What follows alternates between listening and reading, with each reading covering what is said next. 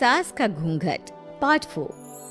अब तक हमने देखा कि देविका के ससुराल के आदमी औरतों को घर के अंदर नहीं आने दे रहे हैं। देविका उन्हें पुलिस में जाने की धमकी देती है, जिससे पूरे गांव में अफरा तफरी मच जाती है।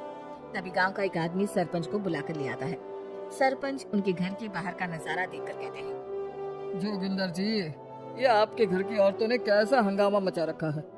आपका घर तो संस्कारों की मिसाल था, लेकिन ये मैं क्या देख रहा हूँ, आपके घर की किसी औरत ने घूंघट नहीं कर रखा। सरपंच जी, हमारे घर की औरतों को इस देविका ने बहकाया है। हमने पहले ही इन सबको चेतावनी दी थी कि अगर ये घर से बाहर गई तो हम इन्हें घर में नहीं आने देंगे। अब ये देविका हमें धमकी दे रही है कि पुलिस को बुलाएगी। क्या पुलिस? इस गांव का बरसों पुराना इतिहास रहा है। इस गांव में कभी पुलिस नहीं आई। गांव के सभी फैसले हमने मिलजुल कर किए हैं। जोगिंदर, तुम्हारे घर का फैसला पंचायत करेगी। सरपंच जी, आपने ठीक कहा। पंचायत दोनों तरफ की बातें सुने और जो भी फैसला पंचायत करेगी वो हमें मंजूर होगा। तो ठीक है, आज दोपहर को सभी गांव की चौपाल पर इकट्ठा होंगे और वहीं तुम्हारे घर का फैसला होगा। सरपंच वहाँ से चला जाता है। घर के आदमी घर के अंदर जाकर दरवाजा बंद कर लेते हैं और घर की औरतें वहीं घर के बाहर पेड़ के नीचे बैठ जाती हैं। तभी विमला कहती है, देविका बहू, तुम्हें भूख लगी होगी ना? नहीं माँ जी, मुझे भूख नहीं लगी, मैं ठीक हूँ। बहू, तेरा बच्चा छोटा है अभी, तुझे भूखा नहीं रहना चाहिए। वीना, सुजाता, जाओ पास में जो पंडित जी का बाग है ना, वहाँ से कुछ फल तोड़ लाओ। वीना और सुजाता पास के बगीचे से खूब सारे फल तोड़ कर ले आती हैं।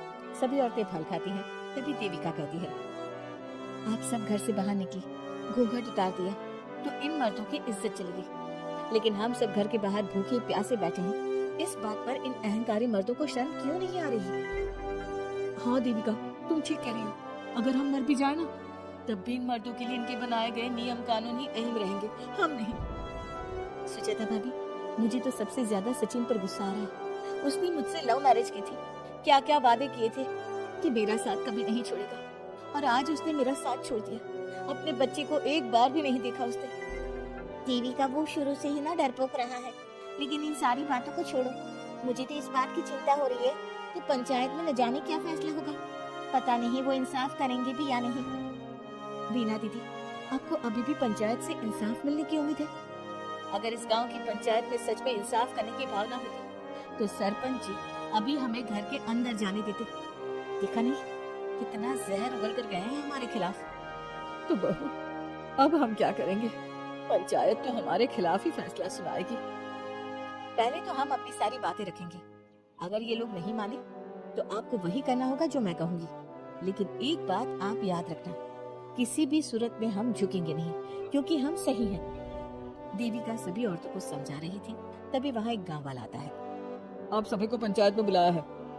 उस गांव वाले की बात सुनकर सभी औरतें पंचायत में पहुंचती हैं। वो देखती हैं कि उस पंचायत में सारा गांव इकट्ठा हो गया है। बहुत सारी औरतें लंबे लंबे घूंघट करके वहाँ आई हुई हैं। तभी पंचायत की कार्यवाही शुरू की गई और घर के आदमियों से पूछा गया कि वो घर की औरतों को घर में क्यों नहीं रखना चाहते। हमारे घर की औरतें ना तो घूंघट उतारती हैं और ना ही किसी डॉक्टर से इलाज करवाती है, और हमारे मना करने के बाद भी इनसे अपने घर से बाहर कदम रखा, हमसे ऊंची आवाज में बात की। हमने इन सबको चेतावनी भी दी, लेकिन इन्होंने हमारी बात नहीं सुनी। अब ये सभी औरतें हमारे घर में नहीं रह सकती। अब औरतें अपना पक्ष रखें।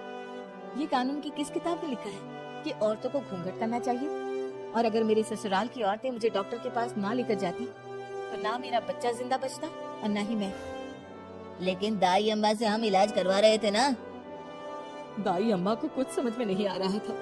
देविका का इलाज दाई अम्मा के बस की बात नहीं थी।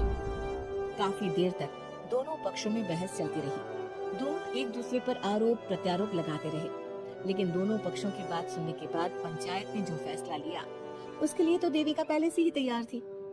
दोनों पक्षों की बात सुनने के बाद पंचायत ने यह फैसला किया है कि सारी गलती महिलाओं की है। अगर वो अपने अपने पतियों से माफी मांग लेती है और वादा करती है कि भविष्य में कभी ऐसी गलती नहीं दोहराएंगी, तो वो घर के अंदर प्रवेश कर सकती हैं। हमें पंचायत का फैसला मंजूर नहीं है। हमने कोई गलती नहीं की जो हम माफी मांगे। किस बात का वादा करें हम?